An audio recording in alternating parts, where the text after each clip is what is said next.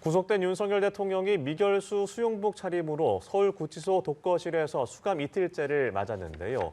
공수처가 어제 출석에 불응한 윤 대통령에 대해 오늘 오전 10시에 재출석을 통보했지만 윤 대통령 측이 이를 거부했습니다. 한편 법원 청사에 난입해 난동을 부린 윤 대통령 지지자들에 대해 검찰과 경찰이 주요 가담자 전원 구속 수사 등 엄정 수사를 예고했는데요. 앞으로의 법적 쟁점들을 김성수 변호사와 자세히 짚어보겠습니다. 어서 오세요. 네, 안녕하십니까. 네, 저희가 조금 전에 전해드린 대로 공수처가 어제 이어서 오늘 오전 10시에 소환을 통보했습니다만 조금 전 들어온 소식에 의하면 오늘 수사에도 응하지 않을 것이다라는 소식이 들어왔습니다. 체포가 되고 첫 조사 이후에 공수처의 모든 소환 통보에 응하지 않는 건데 이렇게 되면 수사가 어떻게 진행이 될까요? 예, 일단은 공수처에서 수사를 어떻게 진행할지 고민을 할 수밖에 없지 않을까 생각이 됩니다. 예. 그리고 현재 구속 상태지 않습니까? 그리고 이 구속 상태에 대해서 공수처와 검찰에서 10일씩 이 부분 수사 기간을 이제 가져가기로 했던 것으로 알려져 있는데 네. 그렇다 보면 공수처에서 지금 체포 기간부터 시작한다고 하면 그 기간이 많지는 않습니다. 그렇기 때문에 만약 출석에 불응한다는 이런 부분에 대해서 어떻게 할 것인지 고민을 해야 되는 것이고 제가 어제까지는 만약에 계속해서 출석에 불응한다라고 한다면 이제 구치소에 찾아가서 이 부분 조사를 진행한다든지 아니면은 이 강제 구인을 하는 그런 절차가 있을 수가 있는 것인데 이런 것들을 할 것인지 아니면은 이 부분 이 질문지가 지금 200페이지 정도 된다고 하는데 아마 한 절반 정도 했을 것 같거든요. 그러면 이 절반 정도 남은 절반에 대해서 진행을 하지 않고 검찰로 사건을 일단은 이첩을 할지 이것들을 좀 고민하지 않을까 이렇게 이제 어제는 생각을 했었는데 지금 다시 생각을 해보니까 아무래도 형식적으로는 이 200페이지에 대한 질문은 다 채우는 게 낫지 않을까라는 판단을 하지 않을까 생각이 듭니다. 예. 그렇다라고 한다면 아무래도 뭐 구치소에 직접 간다든지 아니면 구인영장 이런 부분들에 대해서 다시 한번 검토를 하지 않을까 하는 생각이 들고 다만 이 구인에 대해서는 결국에는 이 구속영장이 있는 경우에 판례는 있습니다. 2013년에 이 구속영장이 있는 경우에는 구인을 할 수 있다는 이런 판례가 있지만 이 부분을 이제 명확하게 법 규정이 있는 것은 아니기 때문에 다툼의 소지가 있어서 이것에 대해서는 고민하지 않을까 또 이렇게 좀 보입니다. 그럼 일반적으로 이제 피의자나 이 피고인이 출석에 불응하는 사례가 좀 원래 있었습니까? 예, 2013년에 판례가 있다고 말씀을 드렸지 않습니까? 예. 그것처럼 실제로 그런 상황이 있기 때문에 그 부분 때문에 이제 그렇게 판례도 나올 수가 있는 것이고 실제 이게 구속이 된다라고 한다면 이 피의자나 피고인의 입장에서는 더 이상 상황이 나빠질 것이 없다라고 볼 수가 있는 것입니다. 그렇다고 하면 이 부분 출석을 하지 않는다고 해서 더 이제 나빠질 부분이 없다라고 한다면 출석을 하지 않겠다라는 의사를 표시할 수가 있겠죠. 그럼 예. 그렇게 됐을 때 일단 수사기관에서는 정해진 질문을 다 하고 이 부분에 대해서 기소를 하는 것이 나을지 아니면은 현재 상태에서 기소를 하는 것이 나을지를 고민을 할 수밖에 없고 그렇게 됐을 때 이 형식적으로라도 일단 질문은 다 하고 이에 대해서 뭐 조서 날인을 하지 않는다든지 이런 부분이 있다고 하더라도 이것까지도 그 사실관계로 법원에 올리는 것이 더 낫다라고 판단할 가능성이 높지 않을까 생각이 되기 때문에 예. 아무래도 공수처에서 제가 어제까지는 앞서 말씀드렸던 것처럼 어제까지는 이 부분에 대해서 이런 뭐 강제성을 띠는 이런 부분을 검토하지 않고 진행하지 않을까라는 생각도 했었는데 그 부분보다는 일단은 질문에 대해서는 다 하는 쪽으로 가지 않을까 생각이 되는 상황이 있습니다. 예, 어쨌든 이 대통령에 대한 기소 권한은 검찰에 있기 때문에 이후에는 검찰의 수사가 이첩이 되게 될 텐데 검찰 수사에는 윤 대통령이 좀 응할지 그 부분도 궁금하거든요. 어떻게 전략을 짤 거라고 보십니까? 예, 이 앞서 말씀드렸던 것처럼 지금 현재 이 공수처와 검찰에서 이제 각각 기간을 두겠다고 말씀을 드렸는데 이 이유가 공수처법 26조를 보면 이 공수처에서 공소를 제기할 수 없는 사건에 대해서는 서울중앙지검에 이첩을 할 수 있도록 되어 있습니다. 그렇다 보니 이 검찰에 이첩이 돼야 되는 것이고 검찰에서 공소 제기를 할 수 있기 때문에 이 공소 제기를 위해서 이 수사를 정리하는 시간이 필요하거든요. 그렇다 보니까 이 부분을 이제 정리를 하는 시간을 위해서 보내기로 한 것으로 보이고 그리고 이렇게 됐을 때 공수처에서도 출석을 통해서 피의자 조사를 받으려고 하는 그런 절차도 검토를 해볼 수는 있습니다. 다만 예. 지금 같은 경우에 피의자 조사를 실시한다고 하더라도 이 첫날 체포영장 집행 당시에 조사를 했을 때도 결국에는 진술 거부권을 행사했기 때문에 아무런 진술을 받지 못했다라고 볼 수가 있거든요. 예. 그렇다라고 하면 검찰에서 이미 공수처에서 피의자 진술 조사에 대해서 진행을 했었고 이에 대해서 받은 것이 없다라고 한다면 이 나머지 증거들을 통해서 공소 제기를 할지 이런 것들을 검토하지 않을까 생각이 되고 그리고 응할지에 대해서 말씀을 주셨는데 결국에는 지금 현재 윤석열 대통령이 공수처의 수사에 응하지 않는 이유 중에 하나가 공수처가 이 내란죄에 대한 수사권이 없다라는 주장을 계속해서 하고 있는 겁니다. 이것이 공수처법의 이제 구조를 보면 공수처법 2조에 이 범죄에 대한 부분이 대상이 있습니다. 그리고 이 대상에 대통령의 직권남용에 대한 부분은 명확하게 들어간다라고 볼 수가 있는 것인데 예. 내란죄 같은 경우에는 명시적인 규정이 있는 것이 아니라 관련 범죄로서 이 직권남용과 이 사실관계를 같이 하는 관련 범죄로서 이제 수사를 하겠다라고 공수처는 이야기를 하고 있는 것이고 윤석열 대통령 측에서는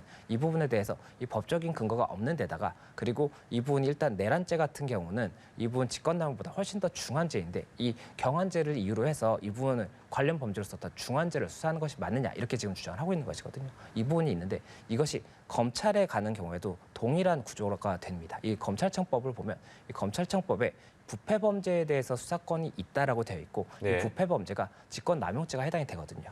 그런데 이 부패 범죄에 뭐 내란죄가 포함되는 그런 부분이 아니기 때문에 검찰도 결국에는 관련 범죄로 수사를 해야 되는 것이고 그렇다라고 한다면 윤석열 대통령 측의 입장에서는 동일한 논리를 통해서 결국에는 검찰에도 수사권이 없다라고 주장을 하고 이 부분에 대해서 조사를 불응한다라고 한다면 결국엔 동일한 결과가 될 수가 있기 때문에 예. 검찰에서는 이런 부분에 대해서도 검토하지 않을까 생각이 됩니다. 네, 어쨌든 어제 사법부에서는 이 구속영장 발부를 결정하면서 판단을 내렸고 미결 수용자 신문이 된 윤석열 대통령 서울구치소에 이제 수감이 됐습니다.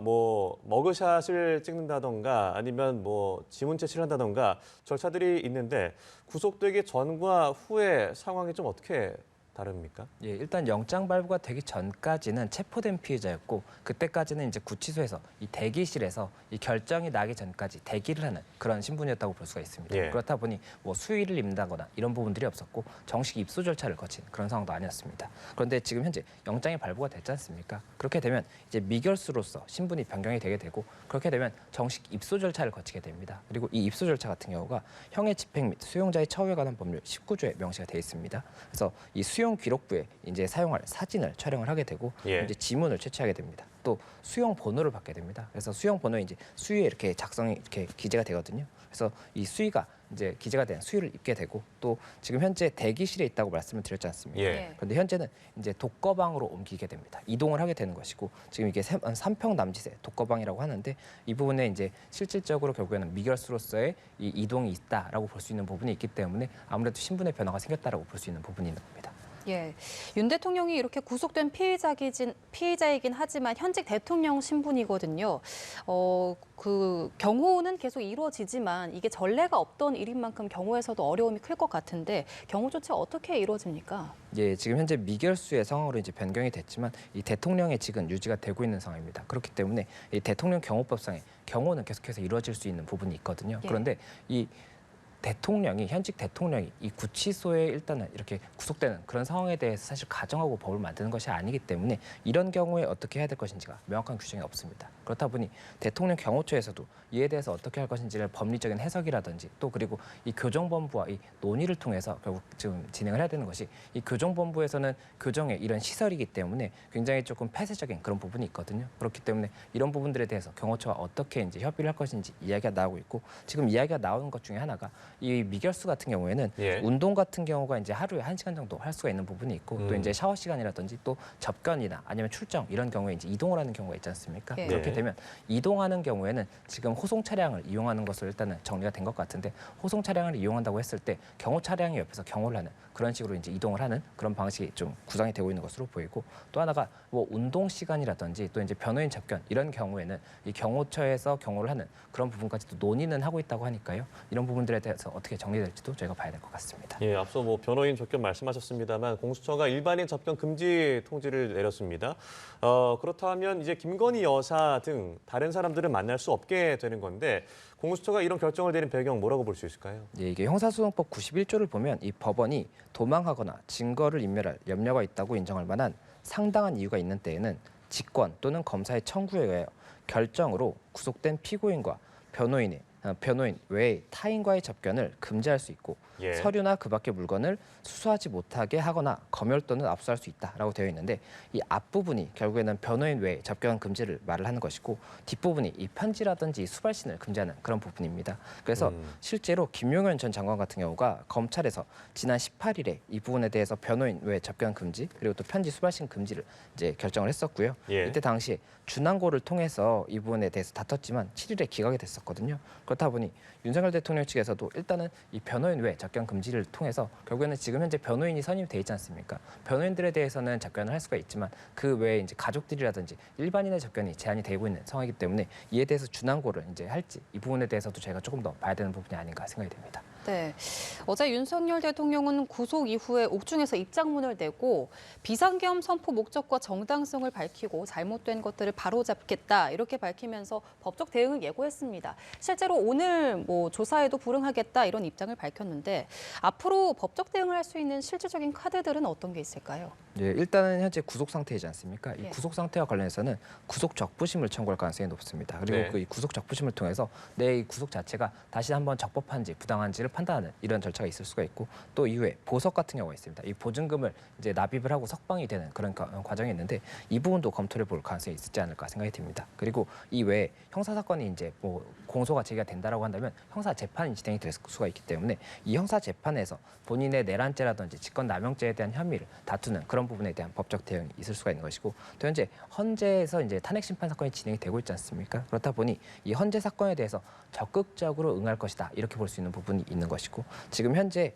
헌재 사건 같은 경우에는 재판관의 기피 신청이라든지 또 이런 절차 진행에 대한 이의 신청 이런 부분들도 있었기 때문에 계속해서 헌재의 이런 절차에 대해서도 다투고 또 이제 헌재에서 증인 신문이 곧 이제 진행이 될 예정이거든요. 그럼 그 증인 신문 과정에서 어떠한 부분에 대한 사실관계를 밝히기 위한 것인지 이런 부분들에 대해서 굉장히 적극적으로 대응하지 않을까 이렇게 생각이 됩니다.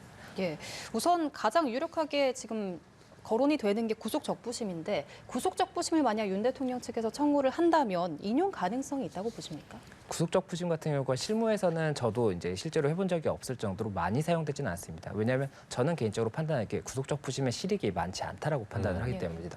이 구속영장이 발부가 됐다는 것이 그 범죄 혐의의 상당한 이유가 소명됐다는 부분이 있는 것이고 예. 증거인멸이나 도주의 우려 이 두 가지 중에 한 가지가 인정됐다고 볼 가능성이 높은데 이 부분에 대해서 변경된 사실관계가 있지 않다라고 한다면 사실 적부심을 청구한다고 했을 때도 재판부에서 동일하게 판단할 가능성이 높지 않나 이렇게 생각을 하는 부분이 있거든요.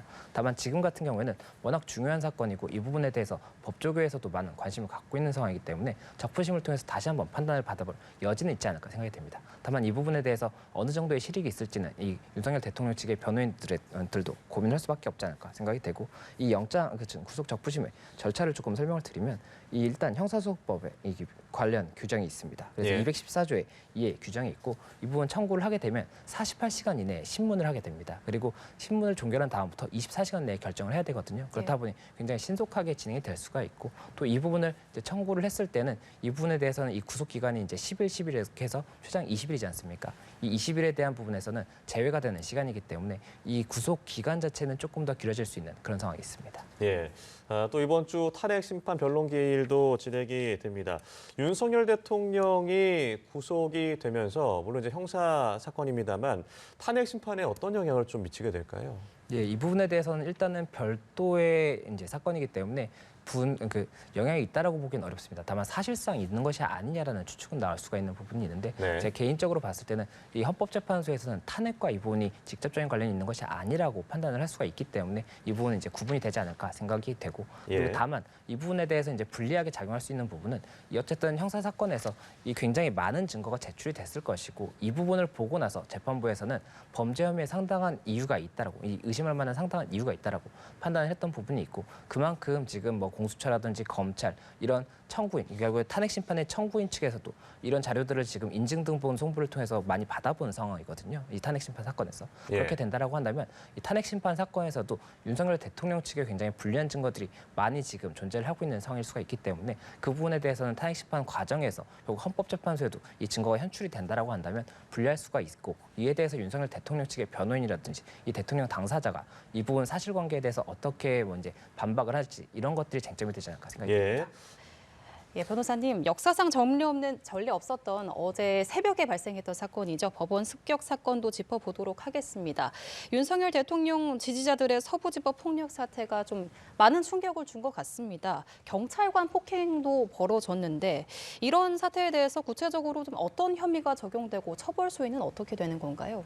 예, 일단 말씀 주신 것처럼 이 법원에 대해서 이런 행동을 한 것 자체가 굉장히 충격적이라고 볼 수가 있습니다. 예. 이게 이 경찰과 집회 과정에서 다툼이 있는 그런 경우도 있었지만 지금 법원에 대해서 기물을 파손한다든지 어떤 이런 행위를 한 것 자체는 이 사법부의 결국에는 이 그 존중 자체가 없다라고 볼 수가 있는 부분이 있을 수가 있는 것이고 사법부가 만약에 이 체계가 무너지게 된다라고 한다면 결국에는 이 지금 법이라는 것이 이 힘이 약한 사람들이 힘이 강한 사람한테 굉장히 억울하게 당하지 않고 이런 것들이 있는 것인데 그런 부분들에 대해서까지도 다 이제 무너질 수 있는 그런 굉장히 중요할 수 있는 부분이라고 볼 수가 있거든요.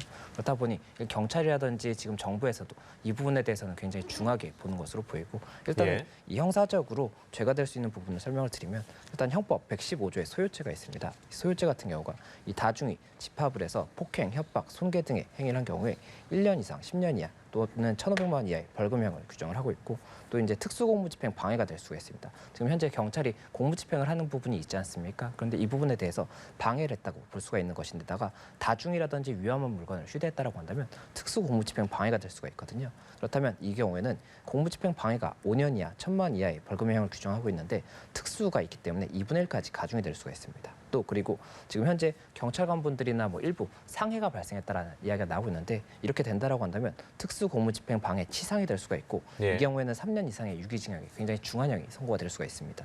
또 지금 이 법원에 들어간 것 자체가 이 법원의 건조물이라고 볼 수가 있고 건조물을 침입한 것으로 볼 수가 있기 때문에 이 부분에 대해서도 특수 주거 침입 이 부분이 이제 쟁점이 될 수가 있는 것이고 이 경우 5년 이하의 형이 이제 규정이 돼 있습니다. 또 공용 물건을 파괴한 그런 부분도 있기 때문에 이 부분도 7년 이하의 또는 1,000만 원 이하의 벌금형이 규정이 돼 있기 때문에 이런 것들이 지금 주된 내용이 되지 않을까 생각이 되고 또 현재 이것이 집시법 위반의 행위가 된다라고 한다면 집시법 위반에도 이제 형사적인 처벌 규정이 있거든요. 그렇다 예. 보니 이런 부분까지 종합적으로 검토가 되지 않을까 생각이 되고 이에 대해서 아무래도 굉장히 조금 엄중하게 보지 않을까 지금 이렇게 예상이 되고 있는 상황입니다. 예, 이렇게 난동에 뭐 적극적으로 가담했는지 여부 등도 조사를 하게 될 텐데 사실 저희가 현장 영상을 유튜버들을 통해서 볼 수 있게 됐단 말이죠. 이 가담을 조장하고 이 시위를 하도록 좀 부추긴 인원들도 있을 텐데 이런 유튜버들에 대해서는 처벌이 어떻게 될 수 있을까요?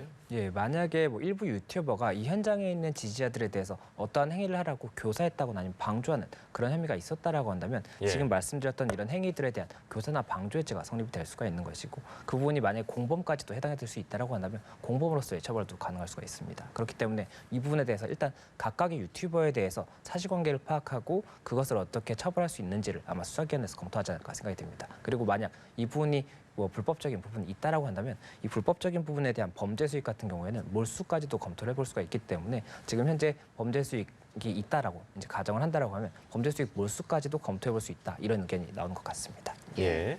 경찰은 구속영장을 발부했던 차은경 판사에 대한 신변 보호에도 나섰습니다.